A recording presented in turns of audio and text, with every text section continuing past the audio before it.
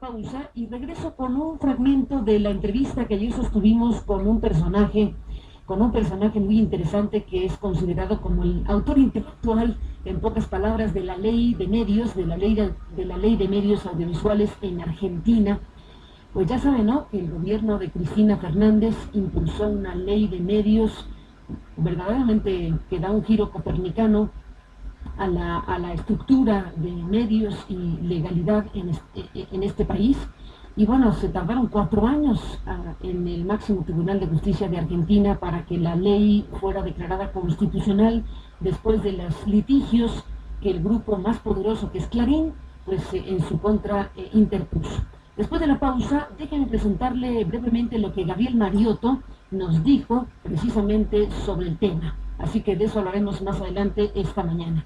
Y antes de irnos a eso y a la pausa que le decía, para no perder el hilo del asunto petrolero y energético del que hemos hablado muy ampliamente esta mañana, dejamos a Ana Paola Lara esta mañana con la información sobre las cartas que envía o va a enviar Andrés Manuel López Obrador a los más poderosos dirigentes de la industria petrolera mundial. Ana Paola, buenos días. ¿Qué tal, Carmen Auditorio? Muy buenos días. Pues así es, Andrés Manuel López Obrador le hará llegar en los próximos días al señor Rex W. Tillerson, directivo de la petrolera Exxon, una carta en la que le advierte que si llega a firmar contratos de utilidad compartida con Pemex o invertir en la refinación, la petroquímica, el gas y la industria eléctrica en nuestro país, será como comprar mercancías sin factura o pirata.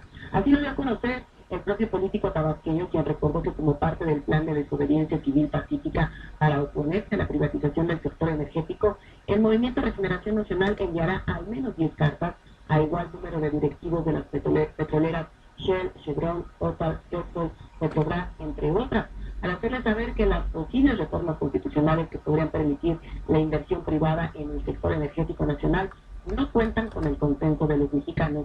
Así bien les recuerda a los magnates del petróleo en el mundo que el petróleo de México no es de Enrique Peña Nieto, ni del gobierno, y ni siquiera del Estado, sino del pueblo mexicano por justicia y derechos. Escuchemos cómo lo dice. La reforma constitucional, que también incluye modificar el artículo 28 para privatizar el sector energético en su totalidad, no cuenta con la legitimidad ni con el consenso de los mexicanos. Por eso alertamos a tiempo a usted y a los accionistas de su empresa que firmar contratos de utilidad compartida o invertir en la refinación, la petroquímica, el gas y la industria eléctrica sería como comprar mercancía sin factura, algo chueco, propio de la piratería. Asimismo, hacemos de su conocimiento que la mayoría de la población vería a su empresa como cómplice de un atentado contra el interés nacional.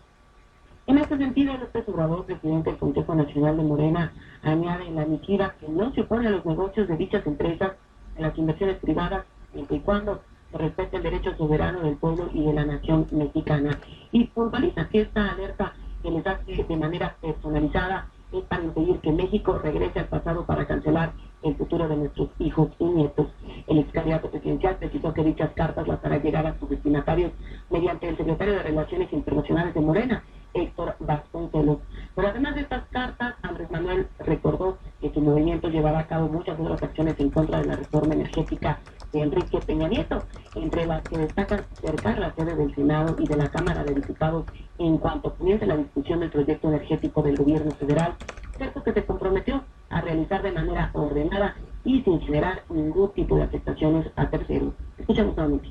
Desde que se inicie la dictaminación en comisiones sobre la reforma del artículo 27 y 28, se va a iniciar un cerco pacífico en el Senado de la República. Y lo mismo vamos a hacer en la Cámara de Diputados y en los congresos locales. Pacífico y sin afectar a terceros. Que aquí la diferencia central la tenemos con el gobierno corrupto de Enrique Peña Nieto. Finalmente, Andrés Manuel López Obrador reiteró que también crearán un mural de la ignominia en el que se exhibirán los nombres de cada uno de los legisladores federales y locales que hayan votado a favor de la reforma hacendaria y que en los siguientes días aprueben la reforma energética para que la población conozca quiénes fueron los traidores que votaron en contra de sus intereses. Carmen, hasta aquí un reporte. Muy buenos días. Gracias, Ana Paola Lara, gracias y buenos días. Bueno, pues queda claro después de oír a Bloomberg y de leer a The Wall Street Journal que el debate y la discusión y el análisis del tema petrolero hay que ampliarlo ya no solo a lo que puso en la carta López Obrador, que es de utilidades compartidas, sino de producción compartida y de licencias, según lo que nos han informado, como un acuerdo preliminar que va en camino de ser procesado legislativamente en México y que se pretende que antes de que acabe el año se convierta en una nueva realidad constitucional. Así que pues habremos de ampliar el análisis y la discusión precisamente con estas informaciones publicadas por la prensa y estos dos medios de comunicación estadounidenses. Son las 8:37. Volvemos.